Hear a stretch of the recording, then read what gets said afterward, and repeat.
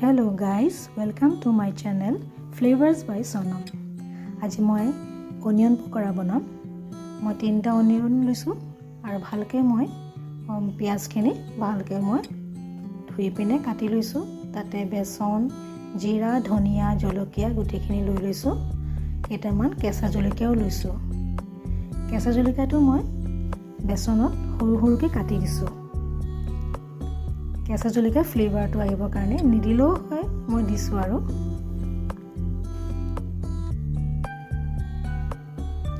বৰষুণ বতৰত এনেকৈ পকৰা বনাই খাই খুব ভাল লাগে। এতিয়া মই বেচনখিনি গুটিখিনি মছলা দি পিনে সানি লৈছো। তাৰপিছত কেৰাহীখন গৰম কৰি সৰিয়হৰ তেল দি দিলোঁ।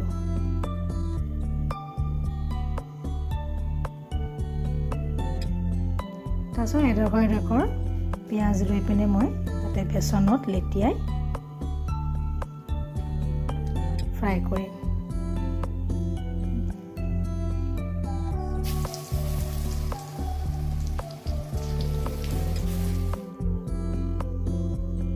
এনেকৈ মই তেলত দি দিছোঁ। কম জুইত দিছোঁ ক্ৰিস্পি হ'বৰ কাৰণে।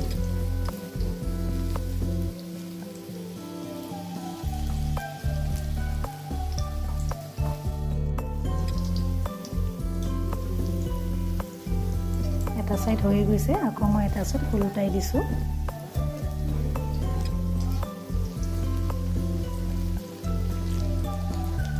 বৰষুণ বতৰত খুব পকৰা খাব মন যায়। আকৌ মই অকণমান বেচন বাচিছিলে, আকৌ মই সেইখিনি পিঁয়াজৰ টিক্কা নিচিনা কৰি দিছোঁ।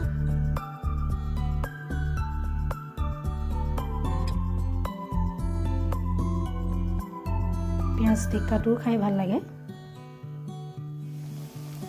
এইখিনি মই ভাজি ল'লোঁ।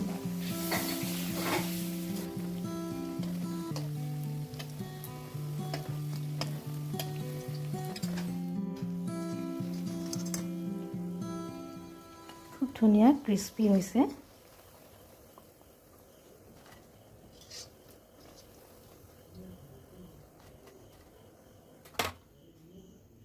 এইখিনি হৈ গ'ল। এতিয়া মই চাহ একাপ দি পিনে খাম আৰু চাহৰ লগত খুব ভাল লাগে। বৰষুণো দি আছে। গাইজ, ভাল লাগিছে যদি ভিডিঅ'টো লাইক কমেণ্ট কৰিব আৰু ছাবস্ক্ৰাইব কৰিব। Thank U.